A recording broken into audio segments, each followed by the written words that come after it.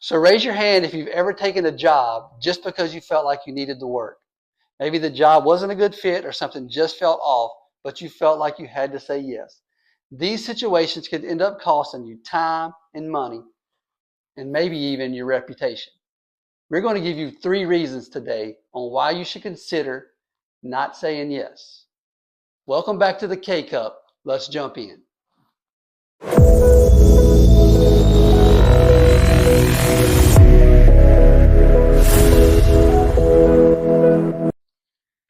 Welcome back to the K Cup, episode 21. I'm your host, Joe Nortrup, and I'm here with founder and CEO Jon Kelly.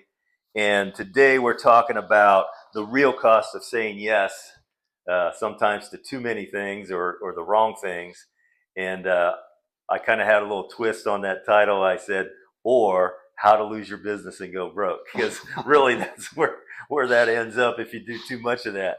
So anyways, we're talking again, like I said, about, there's oftentimes in whatever business you're in, but in the construction industry in particular, there's a lot of times where opportunities come your way, and it's probably not the best opportunity for you, probably not the best scenario for you to say yes, but sometimes the nature of business makes us feel compelled to say yes.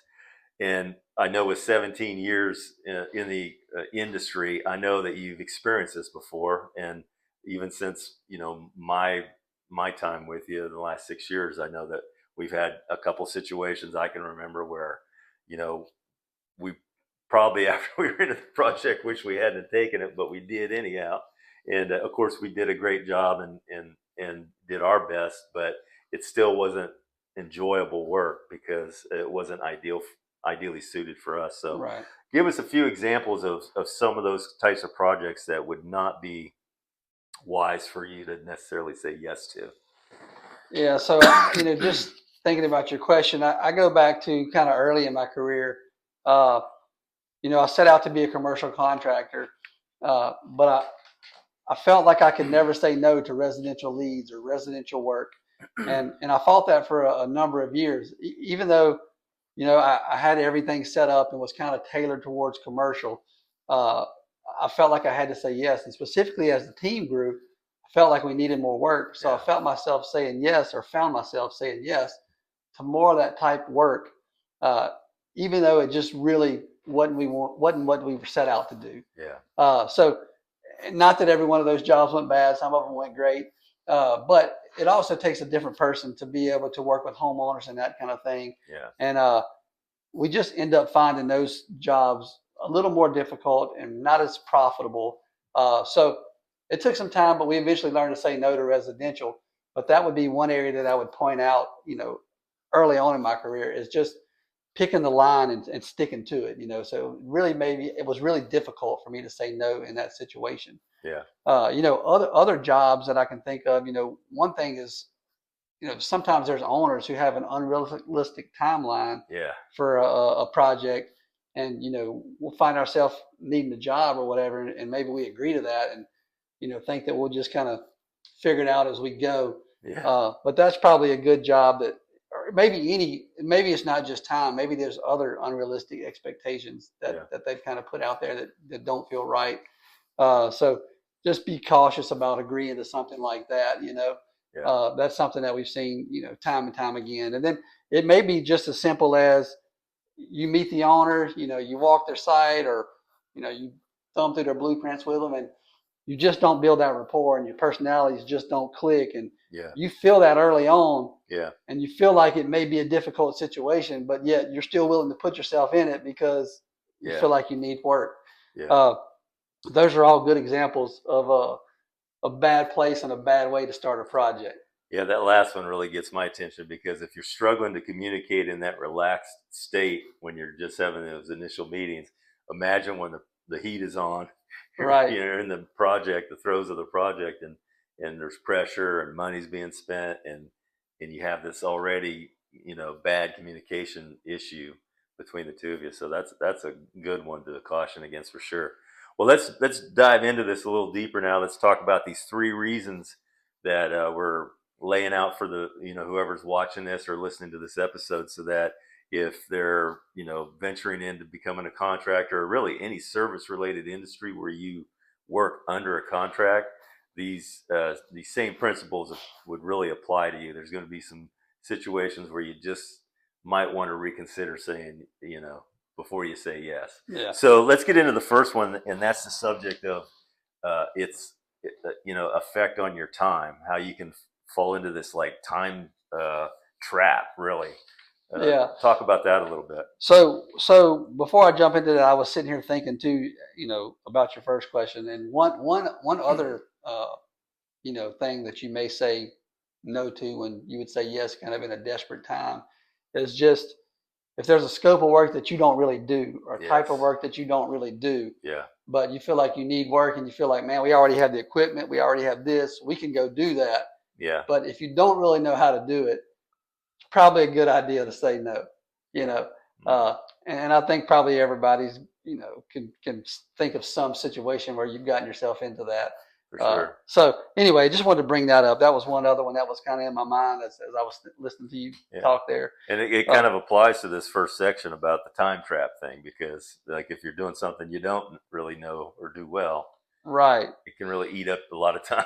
Yeah, I think that's the biggest thing about time is, all projects take a substantial amount of time. I mean, way more than just the construction side of it. I mean, there's lots that go into the initial pre-construction. You're going to the job site, you're getting plans, studying them up, getting on the same page with all your subcontractors, getting an estimate sent in.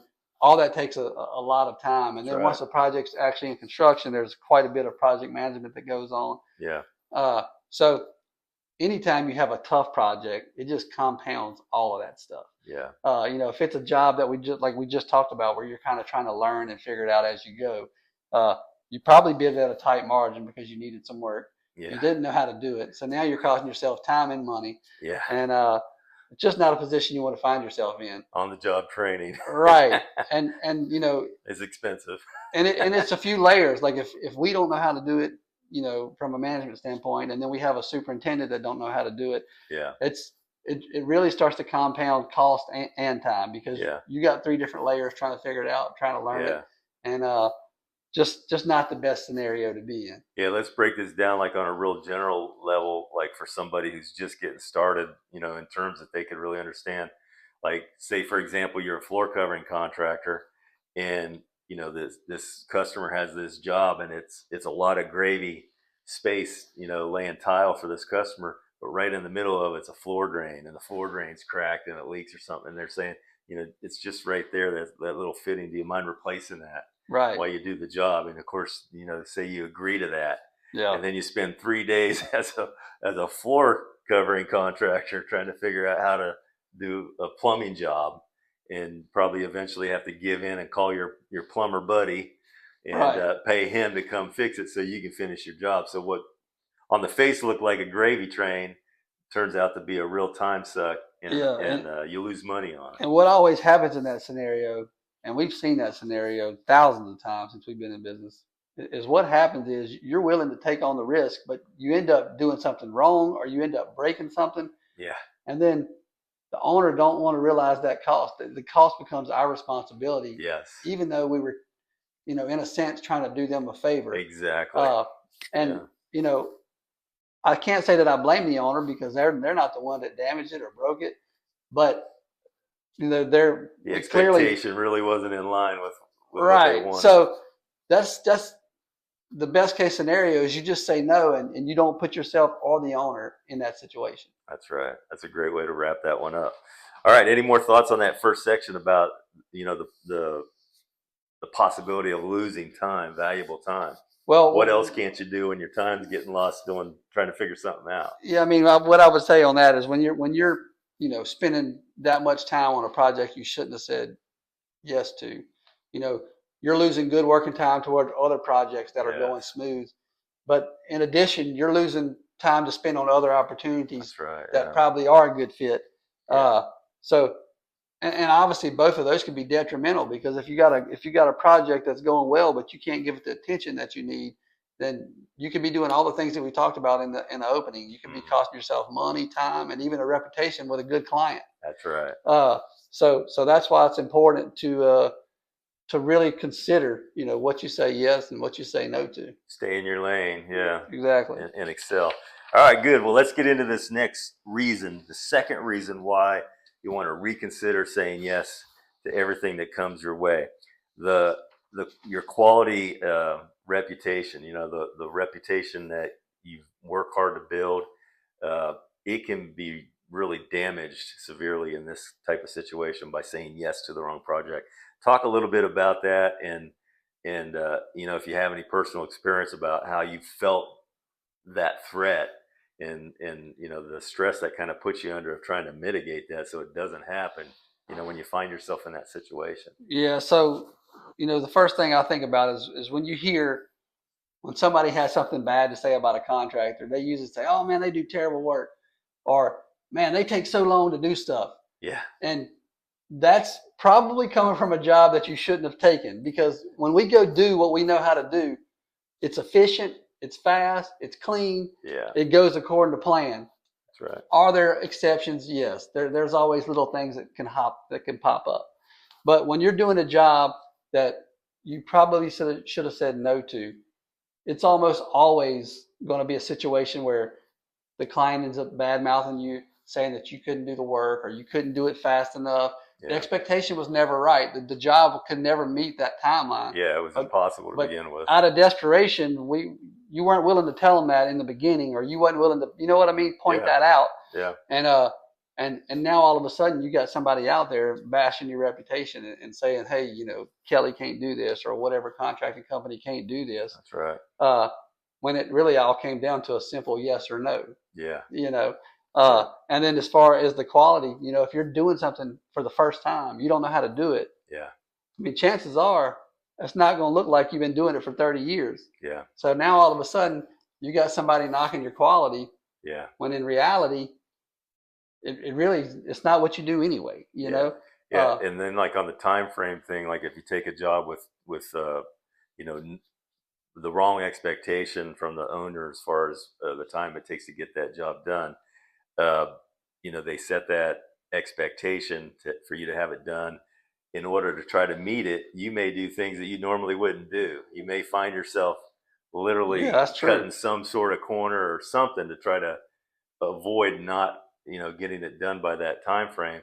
But so then now you're, like you said, you're being scrutinized for quality, Yeah, concerns, and then eventually you're probably going to go over time anyways, even if you right. if you try to take those measures. So it's And really a and lose lose. and that may look like hiring a subcontractor that you wouldn't typically use, or you don't know, Exactly. because your go-to person can't make the timeline. That's right. And now you pick some or use somebody that you don't know or not familiar with, and if they drop the ball at all, then And they it, usually do in that situation because it it's someone you haven't qualified. it's all on you. Yeah.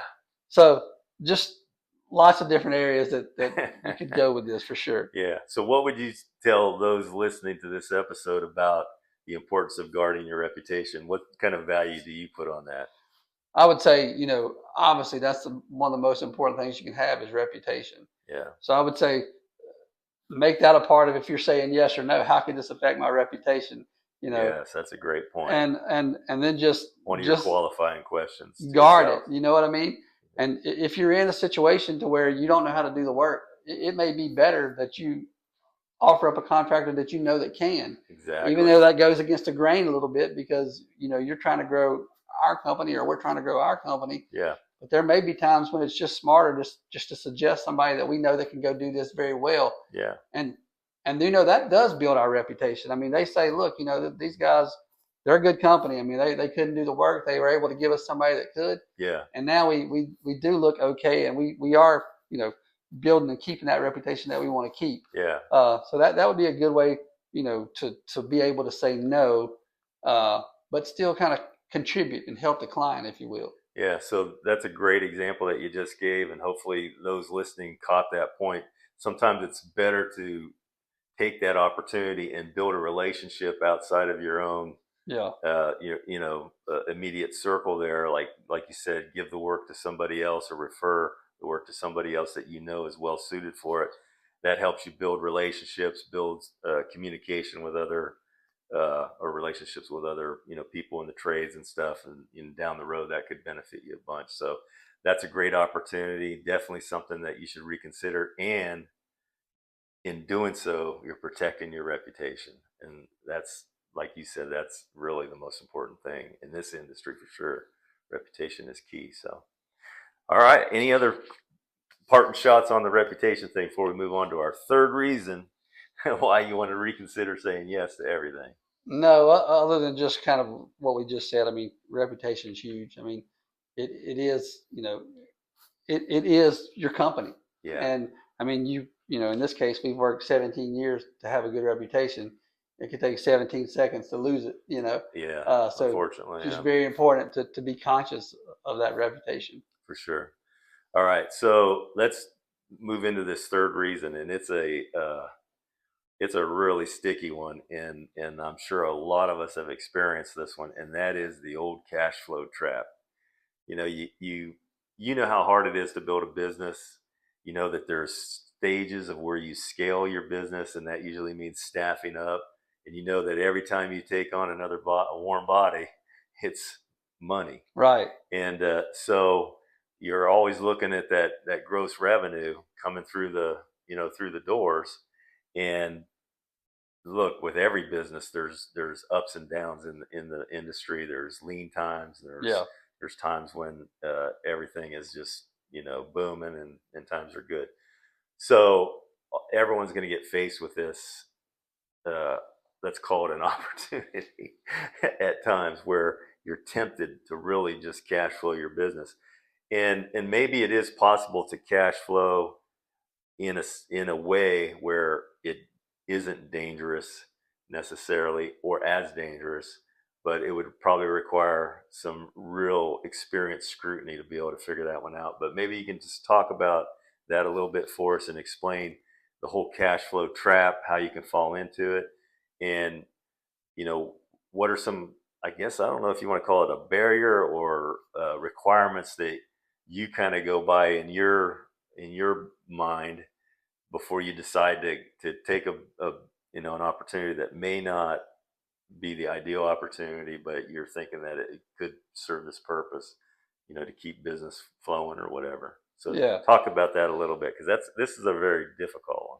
Yeah. I mean, obviously, cash flow is very important. It's kind of the blood of the business, if you will. Yeah. So very important to keep cash flow moving. Yes. I don't even have to say that. That's known. But Yeah. just looking at the scenario where you have a bunch of jobs that you're set up to do and a bunch of jobs that meet all your criteria that are all yes jobs, if you will. Yeah. Those jobs need to be billed and paid on time. And most of the time that happens. Yeah. It's, you go out there, you do what you're supposed to do, you bill the owner in a timely manner, they pay it in a timely manner, you keep going, business is good as usual. Yeah. However, you start putting in some of these jobs that we're talking about, Yeah. jobs that, maybe the timeline was not reasonable. Maybe the owner, you didn't feel good in the beginning, all the things that we talked about. Maybe it's not your kind of job. The scope of work is not your kind of job. Yeah. Well, margins are historically low, probably in construction. They at least feel like they are around here. But yes. Yes, they are, John. But so even these jobs that you're saying yes to that aren't a good fit, it's not like there's these huge margins on them. They're still at a pretty tight margin. Yeah. So what ends up happening is if you're not meeting the expectation of the owner, or you're not doing the scope, exactly right because you're new to it, or the scenario we talked about a while ago, you have a sub that's not performing at a high level. Yes. We hired this sub to meet the timeline or to try to get the project done, when the owner wanted it. Yeah. In all these scenarios, all of a sudden you have money cut off because the owner's not willing to pay if we're not doing it in 60 days when we said that we could, or Yeah. If we have a sub that's delaying it, or whatever the scenario that you can run into with all these kind of jobs that you say yes to that you shouldn't. Yeah. What ends up happening is cash flow becomes drug out. All of a sudden, you're expecting X amount of money over 4 months, and you're getting half of that. Now, all of a sudden, you're not meeting any of your projections, and things can get real bad and real uncomfortable. Yeah. And it's a situation that you don't want to be in. That's right. And the easiest way to avoid that is and in my experience, there's plenty of times where I felt desperate for work. Yeah. But almost every time, a little bit of patience would have paid off. Yes. That next opportunity comes, and it's a good job. Usually right after you take the one that your gut's Right, telling you not to take. right. So almost always the opportunity ends up coming up. Yeah. So you just have to learn to be patient and say no in those situations, and it can literally fix your cash flow problem.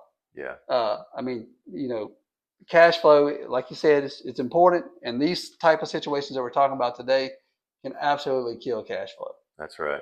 So it's ironic that it's those projects that you take to try to cash flow that oftentimes backfire on you and become the ones that don't really cash flow like you think they would or should. Yeah, I mean, that's literally probably the whole episode in a nutshell right there. Yeah.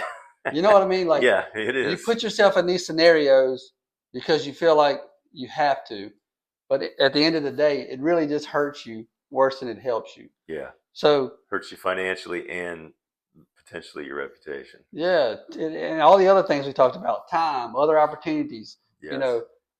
You waste so much time trying to get this one right that Yeah. you miss 3 opportunities that probably were a good fit. You know. So at the end of the day, the gist of this is, I guess, learning when to say no and when not to say yes. Yeah, and I think it's fairly obvious. I mean, I think that I always know when I should have said no. I can think of a handful of projects that some of them I end up getting, some of them I didn't end up getting. Mm-hmm. But I can think of projects from Jump Street, from day one. I knew no was the answer, but I just didn't want to accept that. Yeah. There's quite a few in my mind right now that I can think of. Thought you could power through it and change the outcome. And like I say, I didn't get all of them. 1 or 2 of them, 3 of them I got. And at the end of the day, I was like, man, I should have said no. And then the others that I didn't end up getting, there's actually, I can think of one project that I knew from the beginning I shouldn't have got, or I should have said no to. Fortunately, I didn't get it. And it was literally a disaster on all fronts for the contractor that did get it. Yeah. We've So- heard of a few of those over the years. So I think the answer is pretty obvious. I mean, I think once you look at a project from a contracting standpoint, you kind of know. Yeah. Obviously we could probably point out a few indicators, but I think for each individual that it kind of personalizes. Yeah. But I think that at the end of the day, it's pretty obvious, and I think everybody has a feel for that kind of has a thumb and knows the heartbeat of their business. Yeah. I mean, before you are in the business long enough to get the experience that you have now, like you can sniff one of those out pretty fast. But while you're building that experience, and you're lacking it, would you say that one, knowing your numbers is key? First of all, Definitely. You got to know what your numbers are for your business, what you have to operate, and what you don't have to have. Right. And then also having some solid processes in place. Yeah. And be confident in whatever you do know, seek that out. Don't go do what you know how to do at a high level. Yes. And hard work always pays off. Yeah, that's right. So it may take a person really focusing in on what they specialize in and maybe making a little more effort pursuing that kind of work. A lot of work's going to flow at you, but it may not be the kind of work that you want in this industry. But to get the work that you want, you may have to become proactive, not just looking at public bids and throwing a bunch of bids out there and taking whatever sticks to the wall, so to speak. You may have to actually proactively market and sell yourself and try to find those opportunities that you are well suited for. Right. Yep, absolutely. Yeah. And I know that we're working on that. It's something that you always work on when you're in business, but I think that coupled with experience, you start to have less and less of these situations where you get in these jams. But I think the earlier you learn to say no, the better it serves you. There you go. Because if you're saying no to things that don't fit, you're pursuing the things that do fit a lot harder. Yeah. So I think the no is very empowering in that sense. Yeah, that's right. Good deal. All right. Well, that's going to wrap it up for episode 21. we're glad you all came back to check us out for another episode. We hope you're getting some value out of these episodes, wherever you're catching us, whether it's on YouTube, Spotify, Apple Podcasts. There's literally a dozen more. Buzzsprout is another great distribution channel for the podcast. We hope that you will check out the show notes. We put links in there. You can go to our website. There'll be a link in the show notes to our websites for more resources. If you have questions about construction, you can fill out a web form there and book a call with us. There's no problem in doing that at all. We look forward to the opportunity to get to talk to you about if you have a project or a question about a project and you just need to run something by somebody. We're more than happy to reach back out to you and have a conversation about something. Please take a minute. It takes literally about 30 seconds to hit that subscribe button. When you hit subscribe, that's what YouTube is waiting on, seeing the subscriptions going up so that they push this out to more people that don't get to see it. So everything is on a scale or a ladder with these algorithms. So the more you guys, if you value this information, if you just would like, share, and subscribe is so important. That would really help us keep doing what we're doing, producing this content, and hopefully you're finding value in it. Hopefully you're sharing it with those that you think would get value out of it. And come back and see us for the next episode. We're going to come back with some more helpful business tips that can be applied to not only the construction industry, but really any business itself. Those principles are really applicable across the board. So thanks for watching. Thanks for listening. Hope to catch you soon. Any parting words, John? Yeah, don't always say yes. Don't always say yes. So are you ready to wrap this up? Let's wrap it up. He said yes to that, didn't he? All right. Well, y'all take care. We'll see you on the next one.